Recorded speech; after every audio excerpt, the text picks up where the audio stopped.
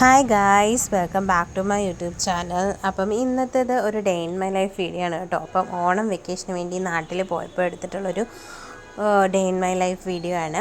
അപ്പം എൻ്റെ നാടിൻ്റെ കുറച്ച് ഭംഗിയൊക്കെ നിങ്ങളെ കൂടി കാണിക്കാമെന്ന് വിചാരിച്ചിട്ടാണ് ഈ ഒരു ഡേ ഇൻ മൈ ലൈഫ് ചെയ്യാമെന്ന് വിചാരിച്ചത്.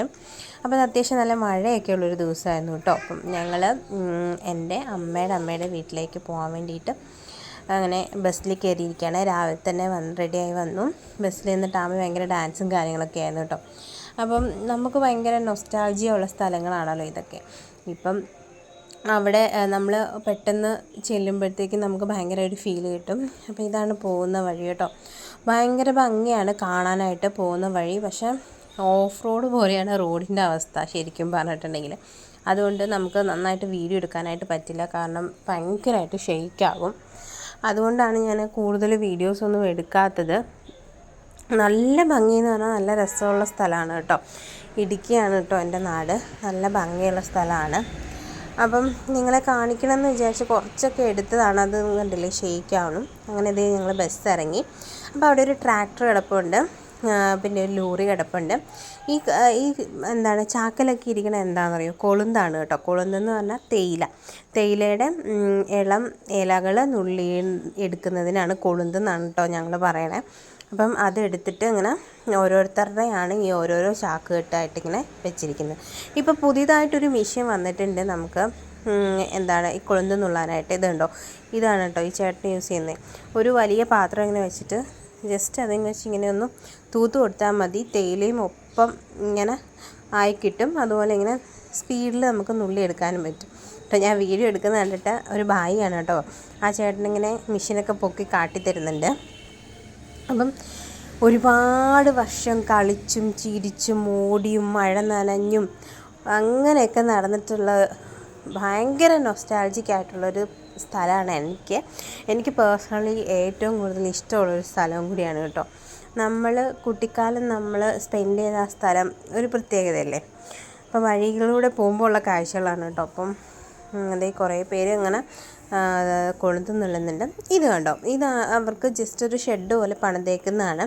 അതായത് ഈ കൊളുത്ത് നുള്ളാൻ വരുന്നവരുടെ ഫുഡും കാര്യങ്ങളൊക്കെ ഒന്ന് കീപ്പ് ചെയ്യാനും, അതുപോലെ അവർ നുള്ളിയ കൊളുന്തൊക്കെ വെയിൽ കൊള്ളാതെ വെക്കാൻ വേണ്ടിയിട്ടുമൊക്കെ ആയിട്ടുള്ള ഒരു സ്ഥലം. അപ്പോൾ ഇതാണ് നമ്മൾ പോകുന്ന വഴിയിലുള്ളൊരു ചെറിയ ഒരു തോടാണ് കേട്ടോ.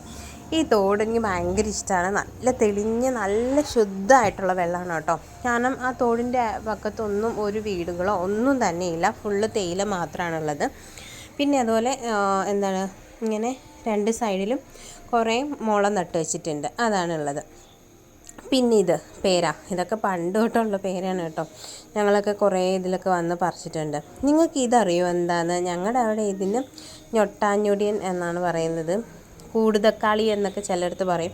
ഭയങ്കര വിലയുള്ള സാധനമാണ്. കിലോയ്ക്ക് ആയിരങ്ങൾ വിലയുള്ള സാധനമാണ് ഞങ്ങളുടെ റോഡ് സൈഡിലൊക്കെ നിൽക്കണത്. അപ്പോൾ ആമി നോക്കുന്നുണ്ട് പഴുത്തതുണ്ടോയെന്ന്. അതുപോലെ ഇതുണ്ട് കാട്ടുപാവൽ. അപ്പം ഇത് നല്ല ടേസ്റ്റാണ് കേട്ടോ. നല്ല വിഷമൊന്നും ചേർക്കാത്തതാണ്, നല്ലതാണ്. കാട്ടുപാവലുണ്ട്. വഴിയിലൂടെയുള്ള ഓരോന്നൊക്കെ ഞാൻ കാണിക്കുകയാണ് കേട്ടോ. ഞാൻ പേരയ്ക്കൊക്കെ പറിച്ചിട്ടുണ്ടായിരുന്നു. അത് കഴിച്ചതിൻ്റെ ബാക്കിയാണ് കേട്ടോ കയ്യിലിരിക്കണേ. നമുക്ക് നേരെ ഓപ്പോസിറ്റ് നല്ല മലകളാണ്. ഇവിടെ ഫുള്ളിങ്ങനെ തേയിലയാണ്. ഈ റോഡിൻ്റെ ഇപ്രാവശ്യത്തെന്ന് പറഞ്ഞിട്ടുണ്ടെങ്കിൽ കാട് പിടിച്ച് കിടക്കുകയാണ് കേട്ടോ. പണ്ടവിടെ എന്താണ് ഏലമായിരുന്നു ഉണ്ടായിരുന്നത്, ഇപ്പം ഇല്ല. അതുപോലെ ഇതേ വല്യമ്മൻ്റെ വീട്ടിലെത്തി ഞങ്ങൾ കുറേ ചക്കയൊക്കെ പറിച്ചു. അതൊക്കെ ഇതേ ക്ലീൻ ചെയ്തു. ഇതാണ് കേട്ടോ എൻ്റെ വീടിരുന്ന സ്ഥലമാണ്.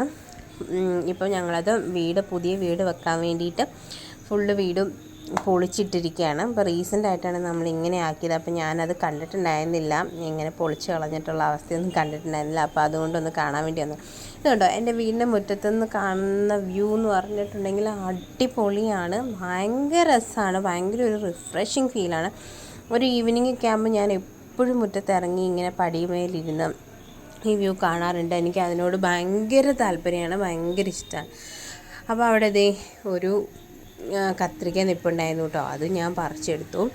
അത് കഴിഞ്ഞിട്ട് പിന്നെ ഓണമൊക്കെ അല്ലേ, അപ്പോൾ അത്തപ്പൂ ഇടാൻ വേണ്ടിയിട്ട് കുറച്ച് പൂക്കളും പറിച്ചു. അതുപോലെ ഇതുണ്ട് കാന്താരി. ഇതൊക്കെ നമ്മുടെ മുറ്റത്ത് നിൽക്കണതാണ് കേട്ടോ. ഇതും പറിച്ചു. സത്യം പറഞ്ഞാൽ ഒരുപാട് വിഷമൊന്നും ചേരാത്ത നല്ല ഫുഡ് കഴിക്കുക എന്ന് പറഞ്ഞാൽ ആ സ്ഥലത്താണ് പറ്റുന്നത്. അങ്ങനെ ആവശ്യമുള്ളതൊക്കെ എടുത്ത് ഞങ്ങൾ തിരിച്ച് വീട്ടിലേക്ക് വന്നു. അത്രയേ ഉള്ളൂ. Thank you.